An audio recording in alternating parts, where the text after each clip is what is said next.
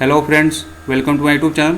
तो आइए आज के इस वीडियो में हम बात करेंगे हमारे पेंडिंग जो भी GSTR 3B रिटर्न है उनके लेट फी के बारे में। ठीक है, आप में से बहुत सारे लोगों की क्वेरी आ रही है और हम लोग भी देख रहे हैं कि हमारे जो भी पेंडिंग GSTR 3B के रिटर्न है, अगर नील रिटर्न है तो भी उसमें लेट फी शो कर रहा है। अगर किसी भी तरह की लायबिलिटी है तो उसको मैक्सिमम 500 रुपये पर मंथ शो करना चाहिए, लेकिन उससे भी ज़्यादा शो कर रहा है। तो इसका क्या रीज़न है और इसका सॉल्यूशन क्या है, मतलब कि इसका कारण क्या है और इसका समाधान क्या है। तो सबसे पहले ध्यान दीजिएगा कि हमारे पास दो नोटिफिकेशन आए थे। एक आया था नोटिफिकेशन नंबर 52/2020 जो कि 24 जून 2020 को आया था, और दूसरा आया था नोटिफिकेशन नंबर 57/2020 जो कि 30 जून 2020 को आया था। और इन दोनों नोटिफिकेशन ने मिलकर ये बात कही थी कि अगर आप अपने जुलाई 2017 से जुलाई 2020 तक के जो भी पेंडिंग GSTR 3B हैं उनको फाइल करते हैं 1 जुलाई 2020 से 30 सितंबर 2020 के बीच में। ठीक है, ध्यान दीजिएगा, यही पॉइंट है हमारा। क्या बोला था इन दोनों नोटिफिकेशन ने मिलके कि अगर आप अपने जुलाई 2017 से जुलाई 2020 तक के जो भी पेंडिंग GSTR 3B के रिटर्न है उसको फाइल कर लेते हैं 1 जुलाई 2020 से 30 सितंबर 2020 के बीच में, तो आपका जो भी लेट फी है वो वेव हो जाएगा, माफ़ हो जाएगा अगर आपका नील रिटर्न है। और अगर आपके किसी भी तरह की लायबिलिटी है, मतलब कि टैक्स की देनदारी है, तो आपसे मैक्सिमम 500 रुपये पर मंथ का, मतलब कि एक महीने का मैक्सिमम 500 रुपये लिया जाएगा।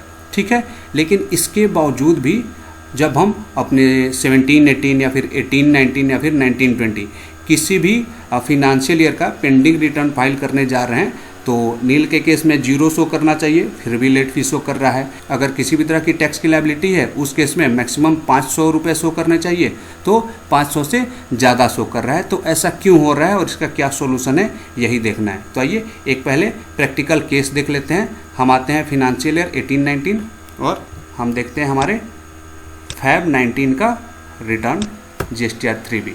ठीक है, देखिएगा हमारे Feb 19 का जो GSTR 3B है वो फाइल्ड है, आते हैं मार्च पे। ठीक है, मार्च करके मैंने सर्च किया। सर्च करने के बाद देखिएगा हमारे मार्च 19 का 3B पेंडिंग है। आइए इसको ओपन करते हैं। ठीक है, ओपन करने के बाद अब देखिएगा ये मैसेज सबको आता है, ओके करते हैं। ये मैसेज जिस केस में आ रहा है कि आपकी लेट फी की लायबिलिटी है उस केस में हमारा लेट फी लग रहा है, जबकि मेरे केस में क्या था, ध्यान दीजिएगा कि Feb 19 का भी नील रिटर्न था और मार्च 19 का भी नील रिटर्न है, इसलिए मैंने सारा नो किया हुआ है और नेक्स्ट करता हूँ। नेक्स्ट करने के बाद भी देखिएगा मेरा जो है लेट फी शो कर रहा है, और यही आप लोगों की भी क्वेरी आ रही है कि सर नील रिटर्न है फिर तो 0 होना चाहिए, या फिर चलिए किसी भी कारणवश तो मैक्सिमम 500 रुपये होना चाहिए अगर मेरी टैक्स की लायबिलिटी भी है तो। लेकिन ये 3080 CGST और SGST का ये तो बहुत हो गया, 6160 रुपये होंगे।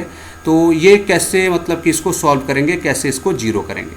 ठीक है, तो आइए पहले देखते हैं कि हमारे फरवरी 2019 का रिटर्न फाइल कब हुआ था। उसके लिए आना है रिटर्न्स में व्यू फाइल रिटर्न्स, और इसके बाद हम आते हैं यहाँ पे सिलेक्ट करते हैं फिनेंशियल ईयर 18-19 और अपना GSTR 3B मंथली रिटर्न होता है, मैंने किया मंथली, मंथ करते हैं फरवरी और रिटर्न टाइप GSTR 3B और करते हैं सर्च करने के बाद देखिए अब सारी बातें क्लियर हो जाएंगी हमारे जो GSTR 20 मतलब कि 22 जनवरी 2020 को। ठीक है, और यही बात जो है कैच है, हमारे नोटिफिकेशन नंबर 52 और 57 ने क्या बोला था एक बार अब फिर से सुनिए कि अगर आप अपने जुलाई 2017 से जुलाई 2020 के जितने भी पेंडिंग GSTR 3B के रिटर्न हैं उनको फाइल कर लेते हैं 1 जुलाई 2020 से 30 सितंबर 2020 के बीच में, तभी आपका लेट फी या तो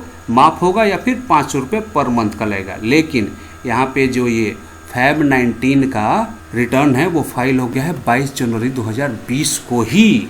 अब यहाँ पे ध्यान का देना है कि एक्चुअल में ये जो फरवरी 19 का जो रिटर्न है 3B का, ये अपने ड्यू डेट के बाद फाइल हुआ है। इसका क्या ड्यू डेट होना चाहिए था? फरवरी 2019 का, 20 मार्च 2019, ठीक है। ये फाइल हुआ है 22 जनवरी 2020। तो जाहिर सी बात है कि जितने दिन का गैप है वो लेट फी बनेगा।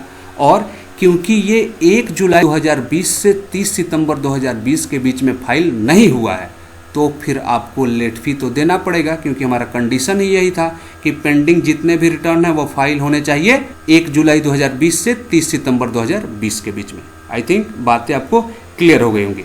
अब कुछ लोग अभी भी सोच रहे होंगे कि सर वो तो मार्च 19 का लेट फी था। तो आप लोगों को क्या ध्यान देना है कि हमारे करेंट मंथ में जो भी लेट फी शो करता है वो हमारे पिछले मंथ का लेट फी होता है। क्लियर है? मतलब कि इस मंथ का जो भी हमारा लेट फी होगा वो हमारे अगले मंथ में शो करता है, ये सबको पता है। तो जो हमारे मार्च 19 में लेट फी शो कर रहा है वो हमारे फैब 19 का लेट फी है, ठीक है। शो क्यों कर रहा है? क्योंकि हमने अपना जो फैब 19 का GSTR 3B का रिटर्न है उसको समय से फाइल नहीं किया था, ड्यू डेट कुछ और था, हमने फाइल किया था कुछ और डेट पे। और ये तो पहला कारण हो गया लेट फी दिखाने का।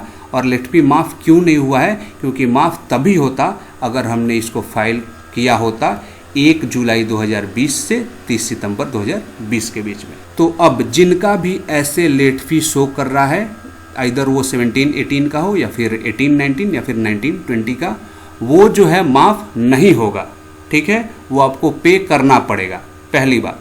दूसरी बात कि सर अगर मैं जो लेट फी दिखा रहा है मार्च 19 के केस में 6160 रुपया 6160 उसको पे कर दूं तो क्या अप्रैल 19 का भी मेरा लेट फी लगेगा? नहीं, बिल्कुल नहीं लगेगा, ठीक है। ये भी बात ध्यान देना है, क्योंकि आप जो है 1 जुलाई 2020 से 30 सितंबर 2020 के बीच में अब फाइल करेंगे।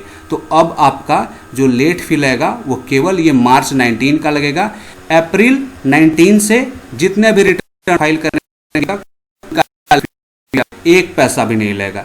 क्लियर है? तो आई थिंक जो मेरा पर्पस था ये वीडियो बनाने का और आपकी जो भी क्वेरी थी वो सारी क्लियर हो गई होंगी, क्योंकि जो मैंने बातें बताई कि केवल मार्च 19 का लगेगा और अप्रैल 19 का लगेगा, ये मैंने प्रैक्टिकली करके देख लिया है, नहीं लग रहा है। क्लियर है? तो आई थिंक जितने भी आपके डाउट्स थे वो सारे क्लियर हो गए होंगे। तो अगर आपको मेरा वीडियो अच्छा लगा तो इसको लाइक कीजिए, मेरे चैनल को सब्सक्राइब कीजिए। Thank you for watching my video.